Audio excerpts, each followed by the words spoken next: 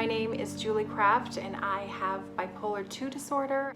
I'm Shaley Hoogendoorn and I live with bipolar 2 disorder. I was diagnosed 10 years ago at the age of 36. I was told of my diagnosis and I remember being relieved but also terrified. I know the perceptions and the stigma that goes along with it. I started sharing my story about 4 or 5 years ago. I decided to come forward and start sharing. It's led to me meeting the most amazing people walking the same path. So we had talked about collaborating. My greatest hope is that others will hear our stories and feel less alone. We can offer insight and give the world a real life living example of what bipolar disorder can look like. This is bipolar. This is bipolar.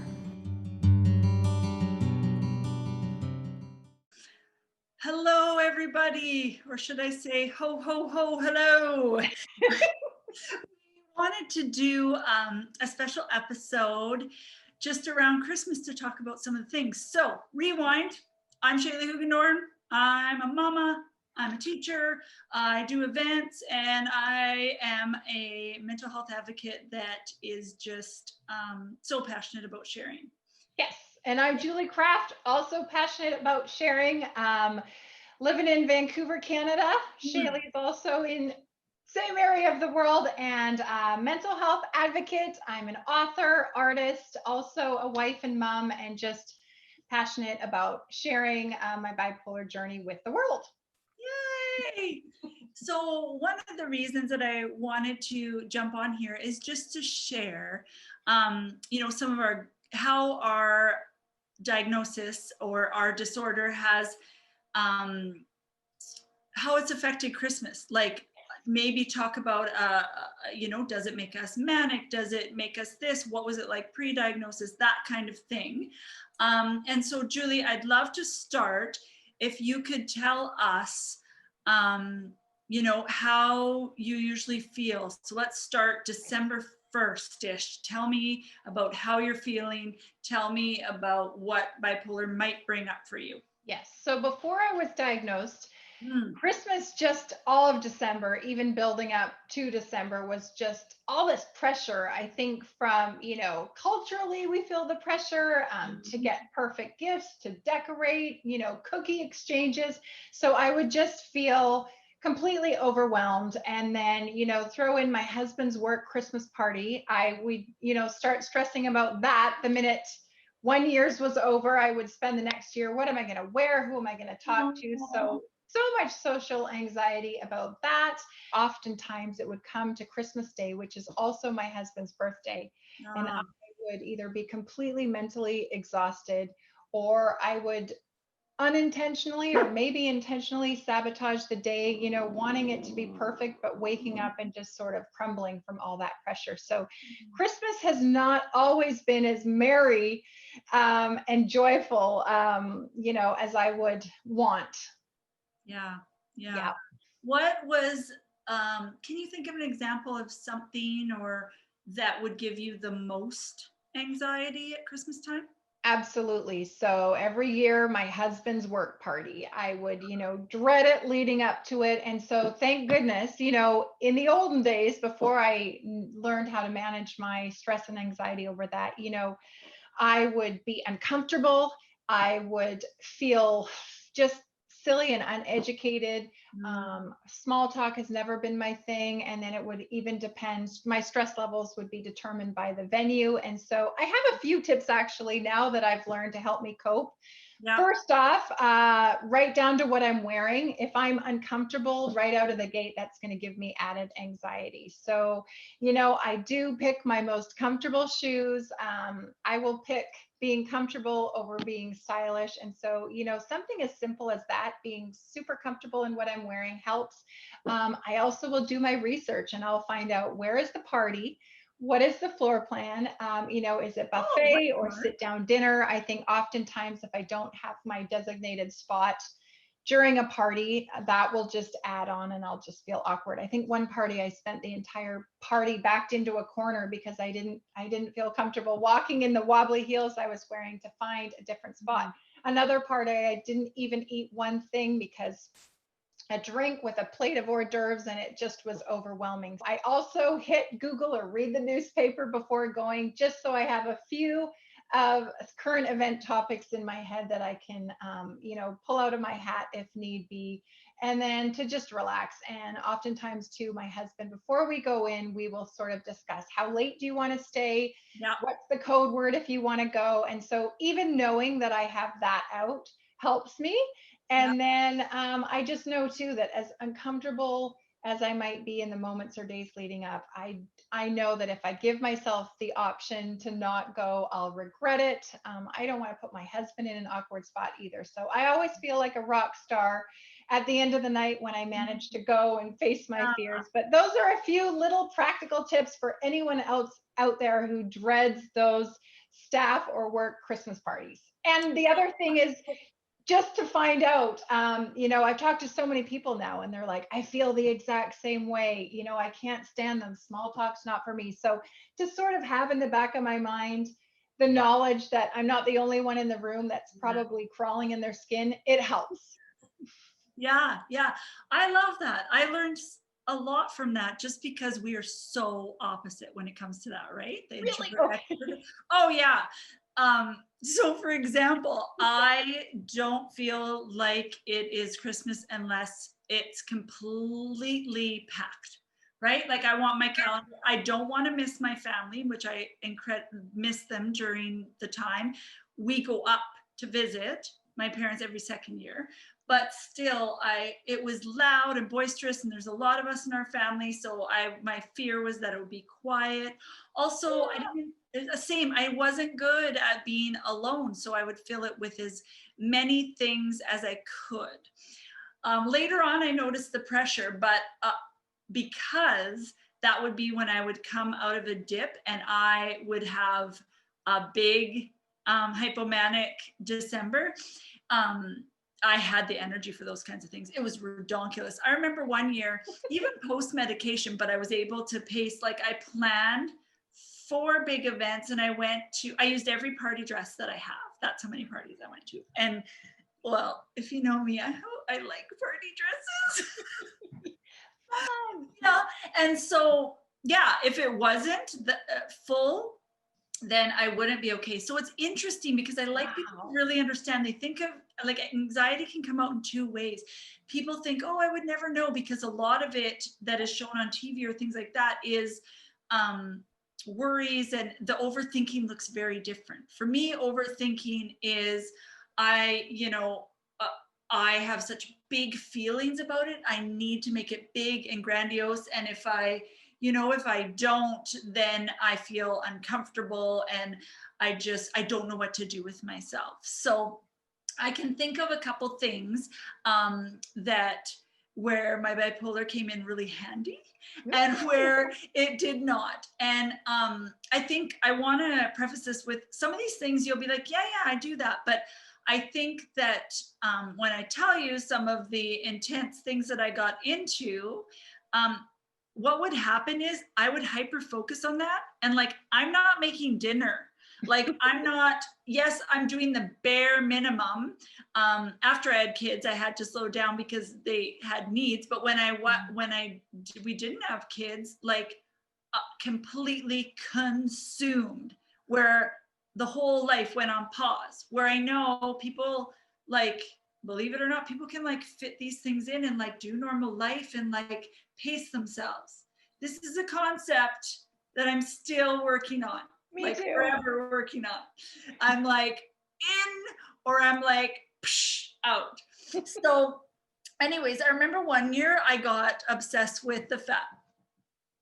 I want to take that back. This is something Julie and I talked about. I don't use that in my language, and I actually don't want to cut it out because I want to show that I made that mistake and I want to bring it back.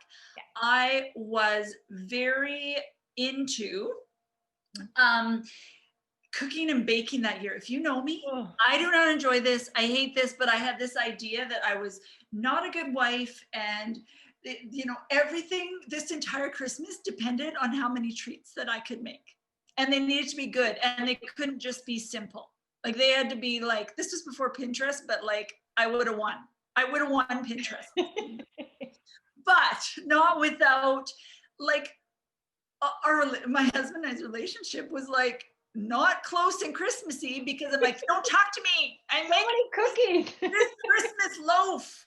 I'm making Nanaimo bars from scratch. I messed up twice, so I need to stay up till 3. Like, what part of this aren't you getting? Everything about Christmas depends on this. Right? Mhm. And yes, we had very much delicious treats. But we may not have been talking to each other. So, there's that. I also get very into making things. So one year it's soaps, the next year it's candles. And my love language is to give gifts. So I like have gifts for like the male person. Like I'm talking, I can't, like, what if they don't have a gift? What if I'm the only person that ever, like, Shaley, get over yourself. There's other people that give gifts, but I'm just like feeling, and then I think that feeling deeply really brings out beauty, because I feel strongly looking for who's lonely, who's quiet, who's like, I'm looking for that, because I don't want to feel like that, and I don't want anybody else to. So I think being very, very intense about making things and putting my life on hold or whatever, fun for the people that get it, not fun for the people in my house while I do such things, but also a beautiful thing. And I absolutely think that it's linked to my personality, but I think the deep feeling part, that's linked with my personality and bipolar, all intertwined, allows me for deep, deep empathy and compassion. And I think that I don't want to not have that. And because I felt the lowest of the low and the highest of the highs, I think that I can appreciate and understand. I sometimes think that, I get a little tense when I think of saying the gift of bipolar, but if I had to frame it like that, one of the things would be my empathy and my heart, and how deeply I feel for other people, because I can put myself in their shoes. If I hadn't ever felt that, I don't know if I would be that. I don't know if I could get on that level and be able to hold space for that much sorrow. So that's, so that's that. Also, you were talking about post diagnosis, some of the things, same with you, pacing. Me prioritizing. I very much, if you watched, and still my process, which I used to think was wrong, no, it's just different, but it works for me. I don't work on like, I'm working on a cajillion things at once, but so I need like deadlines. I also realistic deadlines. I need realistic ends of the projects, because I'll get this idea, but then it branches off until they always get bigger. And like, it can't just be a basic candle. It needs to be like the best smelling candle with something, as soon as you melt it, is inside the candle. It's like a second gift. Like, come on, settle down, make the candle. Everybody will be loving that you made the candle. And so, you can feel it in me, right? Like, I can feel it. But so I think some tips that I would have, like, I also need to have a list of right now, right now, like, most important, then go down the line, and then also putting things like does not need to be done in December. Another thing that falls into this that really made me try and fit all my creativity in, and all the good times, and bringing out super fun, happy, excited Shaley as much as I could, wasn't just to do with Christmas. It was, I knew the very first week of January that I would barely want to get out of bed. So I wanted to make the very best of that time I had, because I knew that I was in 5 months of darkness was coming up.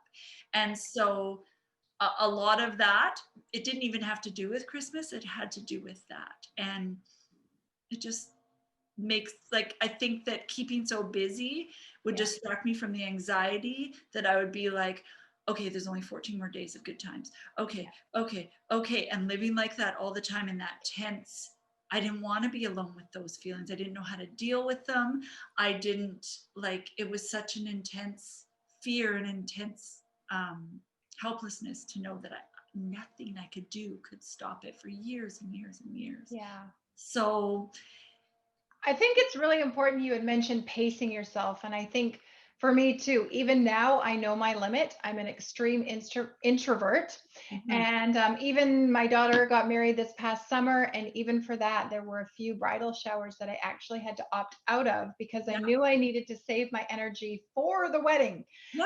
So the same goes for Christmas, you know, and so even if it's a cookie exchange or a party, I now know that Christmas Eve and Christmas, those are the big days. And if I don't pace myself, I will be exhausted when those roll around. And also to remind myself too, the real reason, you know, and you want Christmas just to be special and, you know, to be with the people you love. And so whether the turkey is perfect or not, whether the gifts are beautifully wrapped, one Christmas I was, you know, just so into the look of the tree. I wanted all muted silver tones, and my kids just were begging me to put out some red in the house. And I said, no, it will mess up the calm vibe I want going. And I thought, oh my goodness, shake my head, you know, this is about the season. And I also, you made a great point too. Christmas is not all a bed of roses for a lot of people. For some people, it is a very difficult time. It's a very lonely time. And so I think it's beautiful that you have a space for that and are empathetic to anyone that might be going through that season. You know, maybe it's the first Christmas since someone, you know, has lost someone or their marriage has fallen apart. And so I think it's a good reminder for me too, when I'm out bouncing around to Christmas music, to realize that that is sometimes one of the toughest, you know, parts of the year for many people. The other thing I've learned too for Christmas is I've got to get off social media. If I'm spending more time scrolling the Facebook feed Christmas morning than I am with my, you know, my husband and my kids, then I think there's a problem there too. Yeah. So, I want to talk about a little bit about what you were talking about it not being perfect, and that just if I'm not doing this, I'm doing that. And I was thinking about the candle example or other things that I felt is not as important. Like, are they going to remember the candle or how I made them feel? Right. Bingo. That is so important. And the other thing is, some years I'm in a better place. I have more energy. I'm feeling more social. And so 2 years ago, I did something unheard of. I hosted a Christmas party, but I did it in a way that I could manage. So I kept the guest list small. I had to let go of the worry of offending people. You know, I would just say, look, I'll get you next year. I'm going to have another small party. I guess with the global pandemic we're in right now, it would have to be extra small. And then I am not a cook. I'm not good with food. So in the past, that would have stopped me from having a get together. But I just called up my mom and I said, Mom, can you meet me at Costco and can you help me out with the food? And so I learned where I needed help and asked for it, took help when it was offered, kept the guest list small. Even simple things like that, you know, helped me to throw a party. And I felt amazing after that. And, you know, even the day of, normally my husband and I would get, you know, into a fight, usually over expectations, but we actually managed to pull it off. We had a great time. And I love what you said. People will not remember whether, you know, the mashed potatoes were too lumpy or not. They will remember how you made them feel. And I think people these days are just so excited to be invited and included to an event. So they're just happy that they're there, regardless of the way the food tastes or anything else. So another few little Christmas tips that I wanted to share. Yeah, it's true. And I think, you know, to me, I think that deep down doing all the things, and I'm the same with the food, like finally when I realized I could just order the food, or the idea, you know, I was having like a 20-person party for my kids with the princess theme all the way, it's planned all the way down to the thing. And then when it would become to make the cake, I would almost lose it. And then we realized my husband has a lot of patience for that kind of thing. He made the best, most intricate princess castle cake ever. So to be able to pass that on, right? Yep. But Yep. I think I'm always trying to prove myself in that way for a long time, just because, you know, the stigma of being crazy or being this or being that. If I could do Christmas well, then I could feel normal. Or if I could even do it a little bit better, then you know what I mean? Like, I think there was that underlying feeling too. And just the same, like, everybody wants to feel like they belong, right? Like, if you're someone that it hasn't been invited to a party or isn't doing a lot of things or doesn't have something on a calendar or is going to be alone, that does not define your worth. It does not define your worth. And also, don't be afraid. You'd be surprised. Don't be afraid to talk to people that are close to you and tell them what you need. Maybe you're alone and what's the worst that could happen if someone says no? Could you ask them, hey, you know, I'm not doing much. Do you have any time in your schedule, you know, to go see lights with me or just go out for hot chocolate or something? Sometimes people assume that everybody else is as busy as them. Yeah. And I absolutely, you know, would be open to that. And if some people's capacity, if they can't, they can't. But I think sometimes we rob people of the opportunity of helping us or being there for us. Yeah. And I think, I always joke because I'm kind of someone that has to joke through hard times to get through them sometimes. But one of my favorite memes or sayings or whatever, it's like, oh, now it's time to switch from my regular anxiety to my Christmas anxiety. And I feel that. I feel that. And still to this day, I mean, only a few years ago, I decided, I don't even know what to cut out because I don't even know what I don't enjoy because I've done it all at Christmas. And I'm like, you know what? I am tired of sending out 75 cards because I can't decide and I don't want to leave anybody out. Addressing them and stamping them and not even knowing if we're getting them. And they're probably going to end up in the recycling after, maybe not. And the stress over the Christmas family photo. Yes, my marriage almost ended a few times over that. So just all of those things that I think we should be doing or we see on our social media feed. And, you know, it's also important to remember that not everything is as it's portrayed on social media. And so, whatever place you're in this year, and if it's more of a quieter year, and I think for all of us, Christmas is going to look so different. A lot of us are unable to travel to see family. It's emotional.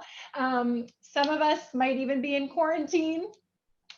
You know, or we might even, I know, you know, a dear friend abroad, they're going to be doing their Christmas over Zoom for the first time ever. And so I think we all need to give each other just a group hug this Christmas season. And wherever you're at, just know that from Shaley and I to you, we want to wish you just the most peaceful, you know, amazing holiday season, and know that we are wishing you a very Merry Christmas or a Happy Christmas or a Happy Hanukkah, whatever you celebrate this season. And if it's not merry or shiny or happy or beautiful, that is okay too. That is okay too. And I think one of the biggest things that I'm going to have to do is adjust my expectations, because I think I'm already a little bit worried because we're recording this ahead of time. I'm worried because I know that my schedule is going to be pretty empty. So I'm trying to figure out how I can do creative things with my bubble people. I mean, I'm such an extrovert that I turned half my garage into with my patio furniture and everything into like a garage party room so that I can have like 1 or 2 people over with the garage door open, even with parkas. Like, I think we're going to have to be creative, but ahead of time, I'm already trying to visualize and trying to come up with mantras. And do you say mantra or mantra? I don't know. Whatever. I'll take either way. Words that are supposed to be encouraging. Like this is going to be different, and that's okay. It's not going to be like this forever. Yeah. But I think new and creative ways. And also, I'm going to try to get out of my head and think about, okay, what are the things, what are the things that are most important, and how can I make those happen in a different way instead of all the things. Maybe I want to send cards this year because I got nothing to do. Exactly. We'll see. And it doesn't have to be the same. And my girls are teenagers now, and they don't own a single dress or dressy thing. And we don't have pictures planned. So if we have like where they're wearing like their black hoodies, Yep. that's where they're at right now. So yeah, but I agree with Julie. We just want to wish you a Christmas. Yeah. And we just, if just getting up and getting through it, we wish that for you. Yeah. Okay? There's no pressure to be anything, do anything. Just show up exactly where you are. And we're going to give you a Zoom group hug. Yay! Or a podcast air hug. Yes, yes, COVID style. Yeah, so I think this episode really represents how we are about Christmas, because I feel like we're all over the place, but we just wanted to show up and know the space for you here. And we wanted to know you to maybe even see and experience a little bit of us and our minds. So this is Christmas edition.